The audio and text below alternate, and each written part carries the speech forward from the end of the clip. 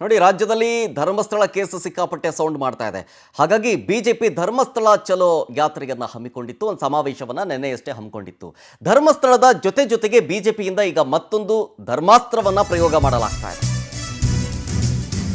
DCM DK Shivakumar ಅವರಿಗೆ counter ಕೊಡೋದಕ್ಕೆ BJP ready ಆಗ್ತಾ ಇದೆ, ಸಿದ್ಧತೆಗಳನ್ನ ಮಾಡ್ಕೊಳ್ತಾ ಇದೆ. ಮತ್ತೊಂದು ಧರ್ಮಾಸ್ತ್ರದ ಭಾಗವಾಗಿ ಧರ್ಮಸ್ಥಳ ಚಲೋ ಆದಮೇಲೆ ಚಾಮುಂಡಿ ಚಲೋಗೆ ತಾಲೀಮು ನಡೆಸಲಾಗ್ತಾ ಇದೆ. ಡಿಕೆ ಶಿವಕುಮಾರ್ ಅವರು ಚಾಮುಂಡಿ ಬೆಟ್ಟ ಕೇವಲ ಹಿಂದೂಗಳದ್ದು ಮಾತ್ರ ಅಲ್ಲ ಅಂತ ಹೇಳಿದ್ರು. ಹಾಗಾಗಿ ಚಾಮುಂಡಿ ಬೆಟ್ಟ ಹಿಂದೂಗಳದ್ದೇ ಅಂತ ಕೌಂಟರ್ಗೆ ಪ್ಲಾನ್ ಮಾಡ್ಕೊಳ್ತಾ ಇದ್ದಾರೆ. ಚಾಮುಂಡಿ ಚಲೋವನ್ನ ಹಮ್ಮಿಕೊಳ್ಳೋದಕ್ಕೆ ಸಿದ್ಧತೆಯನ್ನ ಮಾಡ್ಕೊಳ್ತಾ ಇದ್ದಾರೆ. ಮೈಸೂರಿನಲ್ಲೇ ಈ ಸ್ಟೇಟ್ಮೆಂಟ್ಗೆ ಇದಕ್ಕೆ ಕೌಂಟರ್ ಕೊಡಲೇಬೇಕು, ತಕ್ಕ ಉತ್ತರ ಕೊಡಲೇಬೇಕು ಅಂತ ಚಾಮುಂಡಿ ಚಲೋ ಮಾಡೋದಕ್ಕೆ ಸಿದ್ಧತೆ ಮಾಡ್ಕೊಳ್ತಾ ಇರೋದು. ಮೈಸೂರಿನಿಂದ ಚಾಮುಂಡಿ ಬೆಟ್ಟದವರೆಗೆ ಕಾಲ್ನಡಿಗೆಗೆ ಚಿಂತನೆ ಮಾಡ್ತಾ ಇದ್ದಾರೆ. ಮತ್ತೊಂದು ಹಿಂದುತ್ವ ಅಸ್ತ್ರವನ್ನ ಪ್ರಯೋಗ ಮಾಡಿದೆ ಕೇಸರಿ ಬ್ರಿಗೇಡ್. ಬೆಟ್ಟದವರೆಗೂ, ಮೈಸೂರಿನಿಂದ ಚಾಮುಂಡಿ ಬೆಟ್ಟದವರೆಗೂ ಕೂಡ ಕಾಲ್ನಡಿಗೆಯನ್ನ ಮಾಡಬೇಕು ಅನ್ನುವಂಥ ಚಿಂತನೆ ಬಿಜೆಪಿ ನಾಯಕರದ್ದು. ಬಿಜೆಪಿ ರಾಜ್ಯಾಧ್ಯಕ್ಷ BY ವಿಜಯೇಂದ್ರ, ವಿಪಕ್ಷ ನಾಯಕ ಆರ್ ಅಶೋಕ್ ನೇತೃತ್ವದಲ್ಲಿ ಚಾಮುಂಡಿ ಚಲೋವನ್ನ ಹಮ್ಮಿಕೊಳ್ಳೋದಕ್ಕೆ ಸತತ ತಯಾರಿಯನ್ನ ಮಾಡಿಕೊಳ್ಳೋದಕ್ಕೂ ಕೂಡ ಚಿಂತನೆಯನ್ನ ಮಾಡಲಾಗಿದೆ. ಸೊ ಅಲ್ಲಿಗೆ ಮತ್ತೊಂದು ಹಿಂದುತ್ವ ಅಸ್ತ್ರವನ್ನ ಪ್ರಯೋಗ ಮಾಡ್ತಾ ಇದೆ ಕೇಸರಿ ಬ್ರಿಗೇಡ್.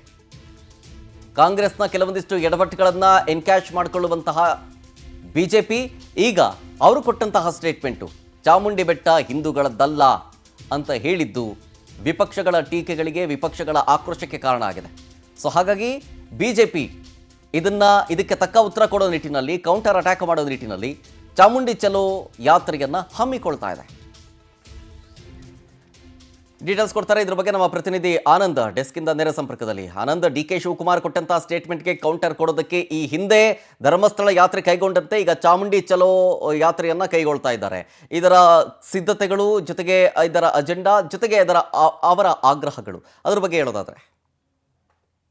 ಪ್ರಮುಖವಾಗಿ ಧರ್ಮಸ್ಥಳ ಯಾತ್ರೆಯನ್ನ ಬಿಜೆಪಿ ನಾಯಕರು ಯಶಸ್ವಿಯಾಗಿ ಸಕ್ಸಸ್ ಅನ್ನ ಮಾಡಿದ್ದಾರೆ. ಅದೇ ರೀತಿ ಈಗ ಚಾಮುಂಡಿ ಬೆಟ್ಟದ ವಿಚಾರದಲ್ಲೂ ಕೂಡ ಧರ್ಮಯಾತ್ರೆ ನಡೆಸೋದಕ್ಕೆ ಈಗ ಬಿಜೆಪಿ ನಾಯಕರು ತೀರ್ಮಾನವನ್ನ ಮಾಡ್ಕೊಂಡಿರ್ತಕ್ಕಂಥದ್ದು. ಪ್ರಮುಖವಾಗಿ ಡಿಕೆ ಶಿವಕುಮಾರ್ ಅವರು ಚಾಮುಂಡಿ ಬೆಟ್ಟ ಏನಿದೆ ಇದು ಹಿಂದೂಗಳಿಗೆ ಮಾತ್ರ ಸೇರಿದ್ದಲ್ಲ, ಮುಸಲ್ಮಾನರಿಗೂ ಕೂಡ ಸೇರಿದೆ, ಎಲ್ಲ ಸಮುದಾಯದವರಿಗೂ ಕೂಡ ಸೇರಿದೆ ಅನ್ನೋ ಒಂದು ವಿಚಾರವನ್ನ ಹೇಳಿದ್ರು. ಎಲ್ಲ ಒಂದು ಕಡೆ ಆ ಒಂದು ಸ್ಟೇಟ್ಮೆಂಟ್ ಇದ್ದ ರಾಜಮನೆತನಕ್ಕೂ ಹಾಗೆ ಬಹುಸಂಖ್ಯಾತ ಹಿಂದೂಗಳ ಭಾವನೆಗೂ ಕೂಡ ಅದು ಧಕ್ಕೆ ತಂದಿರ್ತಕ್ಕಂಥದ್ದು. ಇದೇ ವಿಚಾರವನ್ನ ಬಿಜೆಪಿ ನಾಯಕರು ಒಂದು ಪ್ರಬಲ ಅಸ್ತ್ರವನ್ನ ಮಾಡಿಕೊಂಡು ಈಗ ಮೈಸೂರಿನಿಂದ ಚಾಮುಂಡಿ ಬೆಟ್ಟದವರೆಗೂ ಸುಮಾರು 8ರಿಂದ 9 ಕಿಲೋಮೀಟರ್ ಕಾಲ್ನಡಿಗೆ ಮಾಡೋದಕ್ಕೆ ತೀರ್ಮಾನವನ್ನ ಮಾಡ್ಕೊಂಡಿದ್ದಾರೆ.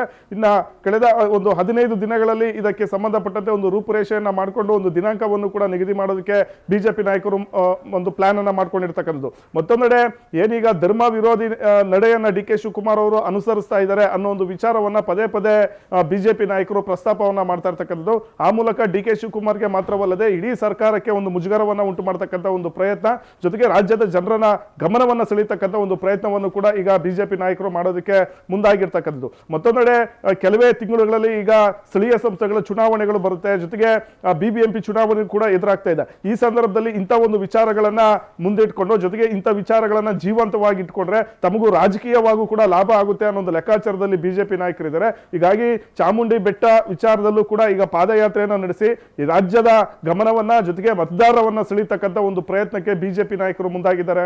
ಶರತ್, ಡೀಟೇಲ್ಸ್ಗಾಗಿ